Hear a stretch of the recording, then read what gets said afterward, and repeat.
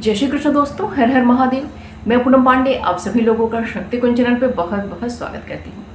आज का वीडियो महिलाओं के लिए बहुत ही ज़्यादा उपयोगी होने वाला है, क्योंकि नवरात्रि का समय एक ऐसा समय होता है कि अगर उस समय पीरियड्स की प्रॉब्लम आ जाती है तो लेडीज़ का जो रूटीन होता है वो पूरा बिल्कुल डिस्टर्ब हो जाता है। क्योंकि नवरात्रि का समय एक ऐसा समय होता है कि जिसमें पूजा पाठ, मंत्र जाप, स्तोत्र पाठ वगैरह जो होता है, सब कुछ जो अपना जो रूटीन में चल रहा होता है, और ये अगर आ जाता है तो सब कुछ जो है बिल्कुल डिस्टर्ब हो जाता है। और नवरात्रि के अगर प्रथम दिन हमारा सब कुछ डिस्टर्ब चल रहा है, और पहले दिन ही देखिए कलश की स्थापना की जाती है, भगवती का आवाहन किया जाता है, नवग्रह की स्थापना की जाती है, षोडश मातृका की स्थापना की जाती है, ज्वारे बोए जाते हैं, अखंड दीपक का प्रज्वलन किया जाता है। इसी दिन से जो है आपका दुर्गा सप्तशती का जो पाठ करते हैं उनका पाठ प्रारंभ हो जाता है, या फिर जिस भी स्तोत्र का या किसी मंत्र का अनुष्ठान हम करते हैं तो इसी दिन से उसका भी संकल्प हम लेते हैं। तो लेडीज़ के लिए अगर जो क्योंकि पीरियड्स अगर आ जाता है तो वो मूर्ति स्पर्श नहीं कर पाती हैं, जो धार्मिक ग्रंथ होते हैं उनका वो स्पर्श नहीं कर पाती हैं, जो अपना जो पूजा पाठ का रूटीन जो होता है, वो जो पाठ का, स्तोत्र का, मंत्र जाप का जो रूटीन होता है वो बिल्कुल डिस्टर्ब हो जाता है। और पहले दिन जो जो कार्य होते हैं वो सारे डिस्टर्ब हो जाते हैं। तो ऐसे में पीरियड्स की प्रॉब्लम लेडीज़ के लिए नवरात्रि के समय पे बहुत ही ज़्यादा प्रॉब्लम क्रिएट कर देता है। तो अगर इसको सही ढंग से मैनेज ना किया जाए तो बहुत ही ज़्यादा जो है डिस्टर्बेंस पैदा हो जाती है। तो आज इस वीडियो में यही हम लोग बात करेंगे कि नवरात्रि के समय पे अगर पीरियड्स आ जाए, क्योंकि देखिए जब तक पीरियड्स आएगा तो तब तक तो जो ये है प्रॉब्लम किसी के संग भी हो सकता है, ठीक है, हम लोग के संग भी होता है। तो उसको भी दिमाग किसके, कि देखिए जो प्रकृति ने हमको जिस हिसाब से बनाया है उसको तो हम चेंज नहीं कर सकते हैं, बस उसी को थोड़ा सा मॉडिफाई करके, अपने अनुकूल करके उसका जो है हम लोग बैलेंस मिला के उसको जो पूजा पाठ करके जो उसका लाभ हम लोग ले सकते हैं। क्योंकि ऐसा नहीं है, क्योंकि नवरात्रि ही एक ऐसा समय है कि यही हम पूजा पाठ कर लेंगे, आगे इसको हम नहीं कर सकते हैं। क्योंकि देखिए नवरात्रि, देखिए नो संदेह, मतलब कि नो डाउट, कोई संदेह ऐसा नहीं है कि नवरात्रि का जो समय होता है बहुत ही ज़्यादा ऊर्जावान समय होता है।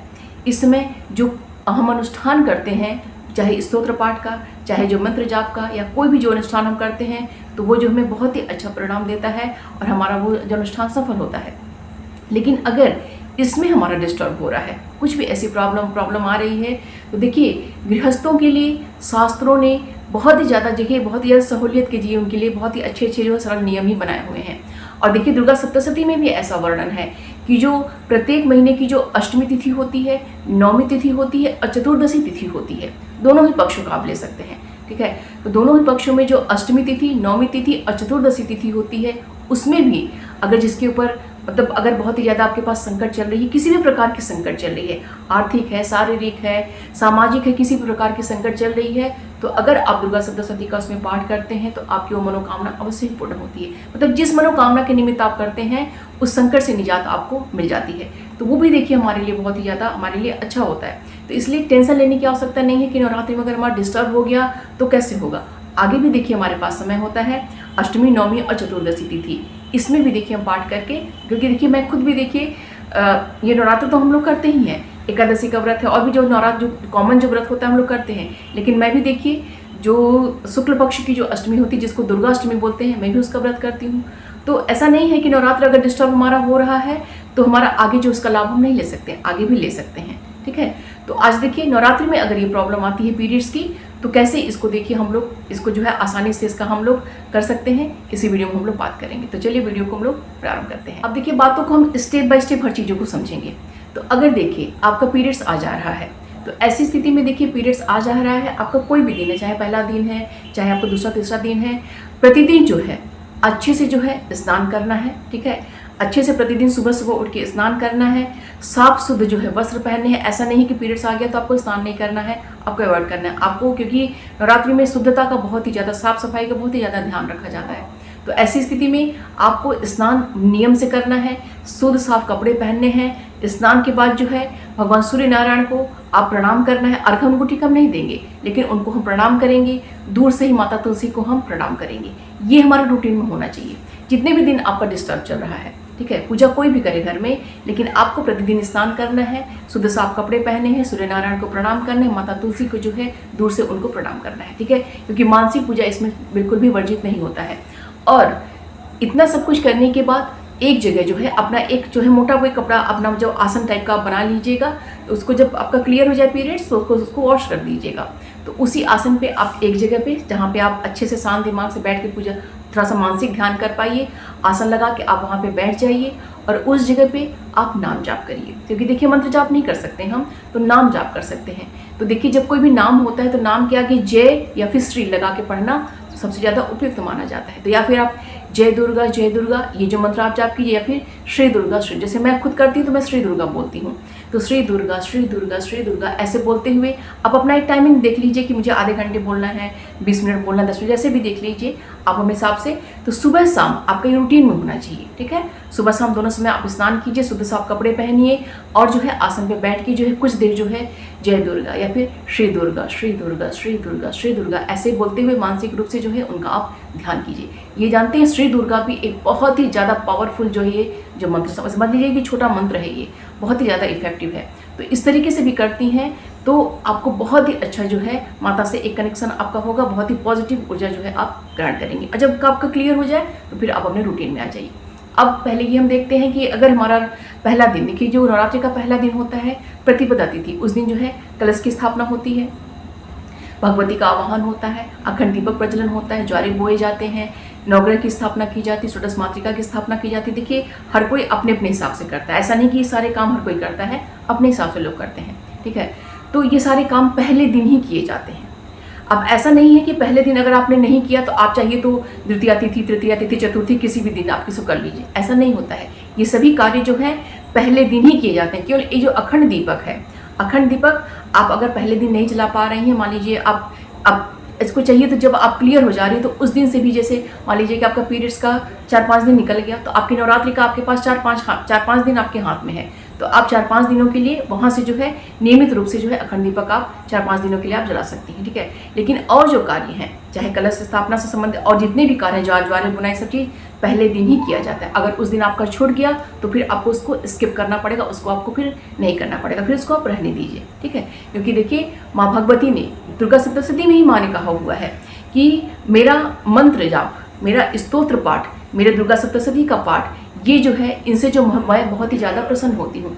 ऐसा नहीं कि कलश स्थापना हमारा नहीं हुआ तो माता की कृपा नहीं होगी, उनके स्तोत्र पाठ से, उनके मंत्र जाप से भी माता की कृपा प्राप्त होती है। इसलिए अगर वो नहीं हो पाता है तो टेंशन बिल्कुल ना लीजिए, ठीक है। ये तो हो गया कि अगर हम नहीं कर पा रहे हैं। अगर देखिए इसका एक विकल्प ये भी होता है कि आप केवल कलश स्थापना के लिए, जैसे घर में, लेकिन अगर आपके घर में कोई पूजा करने वाला और है तो, जैसे मान लीजिए आपके हस्बैंड कर दें, आपके बच्चे कर दें, इतने बड़े हैं कि वो मैनेज कर सकते हैं, तो आप पंडित को भी बोल, किसी ब्राह्मण को, क्योंकि देखिए हम लोग के परिचय में बहुत लोग ऐसा कराते हैं कि कलश स्थापना जो है और जो भी उनको चीज़ कराना होता है किसी पंडित को बुला लेते हैं, पहले दिन वो सारा कुछ उनका वो कर देते हैं, ठीक है। फिर वो चले जाते हैं, नॉर्मल जो है फिर रूटीन जो है सुबह शाम आरती करना, भोग लगाने, ये सब चीज़ें जो घर के लोग अन्य सदस्य उसको कर देते हैं। ये काम ये भी कर सकती हैं। या फिर देखिए अगर आपके घर में पहले से देखिए आपने अपने बच्चों को सिखा दिया है, या आपके पति भी कर सकते हैं, तो आप जो है शुद्ध साफ कपड़े पहन के अच्छे से नहा सुना करके थोड़ा सा दूर में बैठ के आप उनको गाइड कर सकती हैं कि ये काम ऐसे ऐसे करो। तो अगर वो कर सकते हैं तो इस तरीके से भी देखिए आप करवा सकती हैं, इसे करवा लीजिए। फिर जब आपका क्लियर हो जाए तो फिर आगे का पूजा पाठन आप कर दीजिए, ठीक है। इस तरीके से भी करा सकती हैं।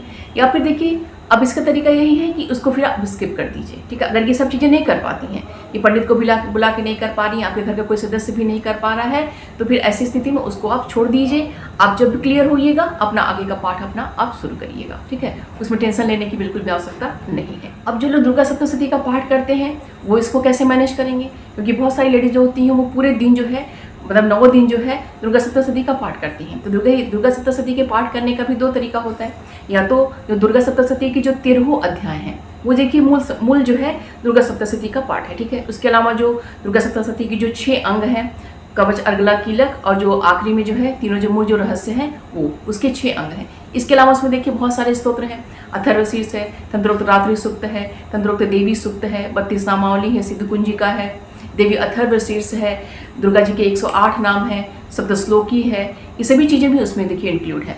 तो जो लोग पूरा जो है प्रतिदिन जो पढ़ते हैं, इन सभी के अलावा जो है 13 अध्याय का पाठ प्रतिदिन करते हैं, तो वो कैसे इसको मैनेज करेंगे। तो देखिए इसके में देखिए उपाय यही है कि देखिए जो पूरा पाठ प्रतिदिन करता है, ठीक है, पहले मैं जो पूरा पाठ करता है उसका बता रही हूँ। जो पूरा पाठ प्रतिदिन करता है, जैसे कि मान लीजिए कि आपके 9 दिन का 9 बार जो है दुर्गा सप्तशती का पाठ आप करती हैं पूरा, तो ऐसी स्थिति में जितना दिन आपका निकल जा रहा है उसको जाने दीजिए, क्योंकि उसमें कोई उपाय नहीं है, आप नहीं कर सकती हैं। जहाँ से आपका क्लियर हो रहा है, जिस दिन से आपका क्लियर हो रहा है उसके बाद से जो है आप जो है टेंशन न लीजिए, जहाँ से आपका हो रहा है, जितने दिन आपको मिल रहा है, जैसे मान लीजिए आपको 5 दिन मिल रहा है नवरात्रि का, तो आप 5 जो है 5 बार आप 5 आवृत्ति आपकी जो है दुर्गा सप्तशती का होगा, फिर कोई टेंशन नहीं है। क्योंकि देखिए अगर इतना समय है, क्योंकि गृहस्थ जीवन में इतना समय नहीं होता है कि आप दुर्गा सप्तशती का जो है एक दिन जो है 2 आवृत्ति उसकी पूरी कर पाइए, सुबह बैठ के कर पाइए, क्योंकि अच्छा समय लगता है। सुबह भी बैठिए, शाम भी बैठिए। आप अगर चाहती हैं कि नहीं मैं अगर मेरे पास 5 दिन मेरे पास है तो 9 आवृत्ति मैं इसकी कर लूँगी, अगर ये इतनी क्षमता है तो इससे तो मतलब उत्तम कुछ हो ही नहीं सकता है कि आप सुबह शाम बैठ के उसकी 9 आवृत्ति आप कर लें, ठीक है। अगर लेकिन नहीं कर पा रही हैं तो 4 दिन 5 दिन 6 दिन जो भी आपको मिल रहा है उतनी आवृत्ति जो है पूरा जो आप कर लीजिए, ठीक। ये तरीका हो गया। दूसरा तरीका ये है कि जो लोग 13वां अध्याय का जो होता है वो उसको 7 दिन में कंप्लीट करते हैं। जैसे पहले दिन पहला पाठ, दूसरे दिन ये पाठ, तीसरे दिन ये पाठ, ऐसे करते हैं। तो वो कैसे करेंगे? तो उसका देखिए सिंपल सा नियम है कि जितने दिन आपके हाथ से निकल जा रहे हैं उसको निकल जाने दीजिए। जहाँ से आप क्लियर हो रही हैं उसके बाद से जो है आप जो है आपका जितना, क्योंकि जो 13वां अध्याय को कंप्लीट करना है, क्योंकि कम से कम आप एक बार 13वां अध्याय पूरा पढ़ेंगी, मतलब जो नियम होता है वो आपके ऊपर कोई लागू नहीं होता है, क्योंकि आपका ऊपर का आगे का डिस्टर्ब हो चुका है। तो आप सुबह शाम करके उसको मैनेज करके आप अपना 13वां अध्याय अपना पढ़ लीजिए, ठीक है। इस तरीके से उसको कर सकती हैं। और देखिए इन सब के अलावा, क्योंकि दुर्गा सप्तशती की जो 13वां अध्याय हैं, इसके अलावा दुर्गा सप्तशती में बहुत ही अच्छे बहुत ही प्रभावशाली जो इसमें स्तोत्र हैं, ठीक है। अर्गला है, आपका देवी अथर्वशीर्ष है, तंत्रोक्त जो स्तोत्र है, तंत्रोक्त देवी सूक्त जो है वो भी बहुत ही ज़्यादा प्रभावशाली है। जो देवी सूक्त है, तंत्रोक्त देवी सूक्त, वो भी बहुत ही ज़्यादा है। सिद्धकुंजी का है, 32 नामावली है, मतलब सभी उसमें मतलब एक से बढ़ के एक स्तोत्र हैं। आप किसी एक स्तोत्र को पकड़ लीजिए, ठीक है। ऐसा नहीं है कि 13वां अध्याय पढ़ेंगे तभी हमको उसका लाभ मिलेगा। आप उसमें से किसी एक का, देवी अथर्वशीर्ष का ले लीजिए, क्योंकि एक देवी अथर्वशीर्ष का हम पाठ करते हैं तो जितने जो 5वां अथर्वशीर्ष हैं पंचदेवों के, सबका लाभ उसे प्राप्त होता है। अथर्वशीर्ष की, देवी अथर्वशीर्ष का इतनी ज़्यादा महिमा है। तो उसमें से किसी एक स्तोत्र को आप पकड़ लीजिए जिसमें भी आपकी देखिए ज़्यादा रुचि है, तो उसको आप पकड़ लीजिए और उसका अनुष्ठान आप कीजिए। जितने दिन आपके हाथ में बचे हुए हैं, 4 दिन 5 दिन 6 दिन 7 दिन जो भी बचा हुआ है, उसका अनुष्ठान आप कीजिए कि प्रतिदिन जो है मैं 108 पाठ करूंगी। अब 108 पाठ करूंगी या फिर मैं 51 पाठ इसका करूंगी, ठीक है, प्रतिदिन। अब देखिए यहाँ पे ये भी हम कर सकते हैं कि एक बार में बैठ के उसको हम कर सकते हैं, या फिर इसी चीज़ को, जैसे मान लीजिए सपोज कीजिए कि मैंने 108 पाठ करने का नियम बना लिया, तो 108 पाठ को मैं 2 भागों में डिवाइड कर दूंगी। आधा जो है सुबह पढ़ूंगी, आधा जो है मैं शाम में पढ़ूंगी। अगर या मैं 51 कर रही हूँ तो आधा जो इसका मैं सुबह करूंगी, आधा जो है मैं शाम में करूंगी, ठीक है। तो आधा का मतलब ऐसा नहीं है कि मतलब कि एकदम आधा ही, जैसे आप अपनी सुविधा, मान लीजिए सुबह आपको कम समय मिल रहा है तो आप थोड़ा सा कम पढ़िए, शाम को जो आपको ज़्यादा समय मिल रहा है तो ज़्यादा पढ़ लिए। लेकिन इसके लिए आपको क्या करना है कि एक नियम जो पहले दिन आप शुरू करेंगे, अगर पहले दिन आपने ये नियम बना लिया कि सुबह जो है आप 20 जो अध्याय या 21 या 25 जो भी आप जो पाठ है जो है सुबह कर ले रही हैं, जितना जो रेस्ट बच गया है शाम में कर रही, तो वही नियम आपका प्रतिदिन लागू होना चाहिए जो भी आपके पास बचे हैं 5-6 दिन। ऐसा नहीं कि पहले दिन आपने एक बार में पूरा 51 पढ़ लिया और अगले दिन जो है इसको 2-3 बार में पढ़ रहे हैं, ऐसा नियम नहीं लेना चाहिए। हमेशा ही जब कोई भी अनुष्ठान हम करें, चाहे छोटा चाहे बड़ा, तो उसका जो नियम पहले दिन हम शुरू करें उसी नियम को प्रतिदिन जो है इसको लागू करना चाहिए, ठीक है। इसीलिए सोच समझ के, क्योंकि देखिए टाइमिंग जो है वो आपको पता होगी आपकी टाइमिंग, तो किस हिसाब से हमें करना है सुबह और शाम का मैनेज कर लीजिएगा उस हिसाब से कि नहीं सुबह मैं इतना करूँगी और शाम में या रात में जब भी, क्योंकि जो नवरात्रि होता है इसमें रात्रि का जो पाठ में हम करते हैं तो वो ज़्यादा प्रभावशाली होता है। रात्रि में देखिए मोस्टली हर लोग जो खाली मिल जाता है, सबको समय मिल जाता है, तो रात्रि में ज़्यादा करने का प्रयत्न करिएगा। सुबह अगर कम समय मिल रहा है तो कम कर लीजिए, ठीक है। हम लोग भी देखिए जो करना होता है तो रात्रि में ज़्यादा लंबा खींचते हैं, ज़्यादा बैठते हैं, वो ज़्यादा कितने लोग तो दिन में मतलब बस खाली पूजा पाठ आरती सब कुछ करते हैं, पूरा पाठ रात में ही करते हैं, वो बहुत ही ज़्यादा अच्छा जो है परिणाम है, क्योंकि ये नवरात्रि है, ये रात्रि का इसमें ज़्यादा महत्व होता है। तो आप अपनी सुविधा लेकिन देख लीजिएगा, ब्रह्म मुहूर्त बहुत ही अच्छा होता है। तो इस तरीके से भी आप कर सकती हैं, आप स्तोत्र कर सकती हैं। ऐसे ही देखिए मंत्र का भी ले सकती हैं। अगर मान लीजिए कोई स्तोत्र नहीं ले चाह रही है तो मंत्र आप ले लीजिए। मंत्र का जो नवाड़ मंत्र है, ऐं ह्रीं क्लीं चामुंडाय विचे, या फिर दुम दुर्गायै नमः, इसमें से कोई जो आप लेना चाह रही हैं कि इतने माला मैं जब करूँगी वो आप कर लीजिए, इसका भी अनुष्ठान आप कर सकती हैं। तो ऐसा नहीं है कि दुर्गा सप्तशती का ही जो है मतलब जो 13वां अध्याय है उसका पाठ करेंगे, वो नहीं कर पाए तो मेरा सब डिस्टर्ब हो गया, उसके स्तोत्रों का भी कर सकती हैं, वो भी बहुत ही अच्छा रिजल्ट वो देता है। और जितना भी देखिए जब मंत्र जाप करते हैं तो उसमें ध्यान रखिएगा कि जब मंत्र जाप किया जाता है तो जितना मंत्र जाप आपने किया टोटल, मतलब 5-6 दिन में जितना मंत्र आपने जाप किया उसका जो 10वां भाग होता है उससे हवन किया जाता है। लेकिन अब इतना आप नहीं कर पाती हैं कि नहीं मैं इतना नहीं कर पाऊंगी लंबा, तो कम से कम एक माला, मतलब कि 108 मंत्रों से आप आखिरी में हवन कर लीजिएगा। अब ये भी होता है कि मान लीजिए कि बहुत सारे लोग जॉब वाले हैं, हॉस्टल वाले, मतलब हॉस्टल में बहुत लोग रहते हैं, नहीं कर पाते हैं सब चीज़ें, तो ठीक है, कोई बात नहीं, आप केवल पाठ कीजिए, मंत्र जाप कीजिए, हवन को जो है आप स्किप कर दिए, क्योंकि माँ जो है आपकी भक्ति देख रही हैं कि आपने किस निष्ठा से, कितनी प्रेम से, कितनी श्रद्धा भाव से आपने इस टाइमिंग को भी मैनेजमेंट, मतलब उसको मैनेज करके आपने उसको अच्छे से निभाया है। वो आपका देखेंगी और आपसे वो ज़्यादा वो प्रसन्न होंगी। आप ये नहीं देखेंगी कि आपने ये किया कि नहीं, वो किया कि नहीं, ऐसे किया कि वैसे नहीं किया। बस जितना समय आपको मिल रहा है उसका खुश होके अच्छे से उसका उपयोग कीजिए, ठीक है। घबराने की, टेंशन लेने की जरूरत नहीं, क्योंकि जब तक पीरियड आएगा तब तक ये समस्या रहेगी। मेरे संग तो जैसे मेरे एज के जो लोग हैं 40+ के ऊपर हैं, ठीक है, 40 से लेकर 50 तक जितने लोग हैं उन लोगों के संग तो और ज़्यादा दिक्कत हो जाती है, क्योंकि उनका मोनोपॉज का समय स्टार्ट हो जाता है। जैसे इसमें मेरा मोनोपॉज का टाइम चल रहा है, तो मेरा तो और रूटीन डिस्टर्ब चलता है कि कब आ जाएगा कब नहीं आएगा कोई भरोसा नहीं है, ठीक है। बहुत लंबा भी खींच सकता है कि आए ही ना, वैसा भी हो सकता है कि जब डेट नहीं है उसके पहले ही आ जाए, ठीक है। तो ऐसे में बहुत ज़्यादा डिस्टर्बेंस होती है, तो टेंशन नहीं लेना है, क्योंकि देखिए प्रकृति ने बनाया हुआ है, तो उस चीज़ के लिए टेंशन न लेके उसको थोड़ा सा दिमाग लगा के, शांत दिमाग से जितना मिल जाए उसका अच्छे से हमको लाभ उठाना है, ठीक है। अब देखिए व्रत करने वालों का, देखिए नवरात्रि में जो लोग व्रत करते हैं, तो देखिए नवरात्रि में पूरे 9 दिन का व्रत किया जाता है। अगर जो लोग पूरे 9 दिन का व्रत नहीं कर पाते हैं, वो पहले दिन का व्रत करते हैं और आखिरी दिन, मतलब अष्टमी का व्रत करते हैं। और जो लोग ये भी नहीं कर पाते हैं, वो सप्तमी, अष्टमी और नवमी का व्रत करते हैं, ठीक है। 3 दिन का भी अगर व्रत कर लिया जाए तो नवरात्र के 9 दिन का लाभ मिल जाता है। तो वो भी देखिए आप अपने हिसाब से देख लीजिएगा, ठीक है। ऐसा नहीं है कि पूरे 9 दिन का व्रत हम करेंगे तभी जो उसका लाभ हमें मिलेगा। आप पहले दिन का, आखिरी दिन का भी कर सकती हैं, या फिर सप्तमी, अष्टमी, नवमी 3 दिन का भी जो है आप कर सकती हैं। और ऐसे ही देखिए कन्या पूजन का, हवन करने का, ये सब का नियम होता है कि किस दिन करें। कुछ लोग देखिए अष्टमी में भी करते हैं, कुछ लोग देखिए नवमी में भी करते हैं, ठीक है। और अभी तो देखिए कन्या मिलने में बहुत ज़्यादा दिक्कत होती है, तो जिस दिन कन्या मिल जाती है लोग उसी दिन कन्या खिला देते हैं। जरूरी नहीं कि हमको अष्टमी को मिले ही, नवमी मिले ही, जिस दिन कन्या मिल जाए उसी दिन कन्या को खिला दीजिए। हवन तो आप अपने हिसाब से आगे पीछे करके नवमी में या अष्टमी या फिर 10वीं में जो है, सॉरी अष्टमी में या फिर नवमी में हवन आप अपना अब कर सकती हैं। तो टाइमिंग थोड़ा सा देखिए बिना टेंशन लिए थोड़ा सा उसको मैनेज कर लेना चाहिए, कि अब ज़्यादा घबराना नहीं चाहिए कि ये प्रॉब्लम आ गई तो क्या करना है। थोड़ा सा उसको मैनेज कर लीजिए, समय देख लीजिए कि हम कैसे कैसे कर सकते हैं। और जो भी श्रद्धा भाव से करिएगा, माता उससे बहुत ही ज़्यादा प्रसन्न होती हैं, बिल्कुल भी वो कुपित नहीं होती हैं, क्योंकि वो हम जैसे सामान्य लोगों के संग तरह नहीं है कि छोटी छोटी चीज़ों के लिए वो नाराज़ हो जाएंगी। वो जो भी हम करते हैं श्रद्धा से, प्रेम से, भाव से, क्योंकि वो हमारे अंदर ही विद्यमान है, तो वो सब कुछ जानती हैं कि हमारे संग क्या प्रॉब्लम चल रही है और इसको कैसे मैनेज करके अपना हम काम कर रहे हैं। तो इस तरीके से मैनेज करके आप अपने जो पीरियड्स की, देखिए ये तो हो गया कि जो स्टार्टिंग की जिसके पीरियड्स है, जिसके बहुत लोग होता है कि जो कि आखिरी में भी पीरियड्स आ जाता है, जो नवरात्रि का जो आखिरी 2-3 दिन बचता है उसमें उनका डिस्टर्ब हो जाता है। तो ऐसी स्थिति में देखिए, अगर मान लीजिए मोनोपॉज के टाइम पे आप चल रही हैं, जैसे हम लोग जैसे इस वक्त है चल रही हैं, तो उसमें देखिए कुछ नहीं कर सकते हैं। अगर कुछ ऐसा होता है, डिस्टर्ब हो जाता है, तो फिर हो जाता है, कुछ नहीं कर सकते हैं। घर में अगर कोई हवन कर सकता है तो उसे हवन करवा लीजिए। अगर घर के अन्य सदस्य हैं, पंडित को बुला करा सकते हैं तो कर लीजिए, नहीं तो फिर उसको आप छोड़ दीजिए। जहाँ तक वो अपने पूजन किया है वहीं तक अब उसको करिए, ठीक है। अब आगे जो अष्टमी, नवमी, चतुर्दशी मिले उसमें अच्छे से उसका पूजन पाठन अच्छे से कर सकती हैं, वो भी अब आगे कर सकती हैं।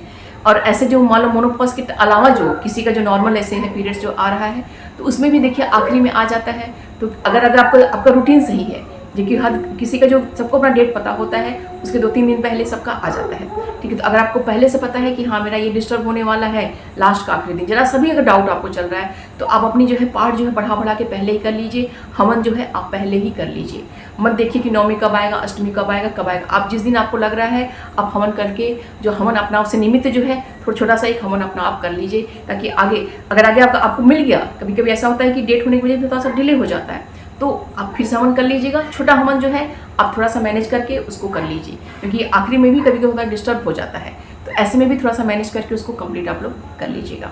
तो उम्मीद करती हूँ कि ये जो है ये वीडियो आप सभी के लिए बहुत ही ज़्यादा उपयोगी होगा। इससे संबंधित कोई भी प्रश्न अगर आपके मन में कोई भी है तो आप कमेंट बॉक्स में मुझसे पूछिएगा, उसका रिप्लाई मैं आप लोगों को करूँगी। वीडियो पसंद आएगा तो प्लीज़ लाइक कीजिएगा, शेयर कीजिएगा। चैनल पर अगर नए हैं तो प्लीज़ चैनल को सब्सक्राइब अवश्य कर लीजिएगा। मिलते हैं अगले वीडियो में। अपना और अपनों का ख्याल रखिएगा। जय श्री कृष्ण, हर हर महादेव।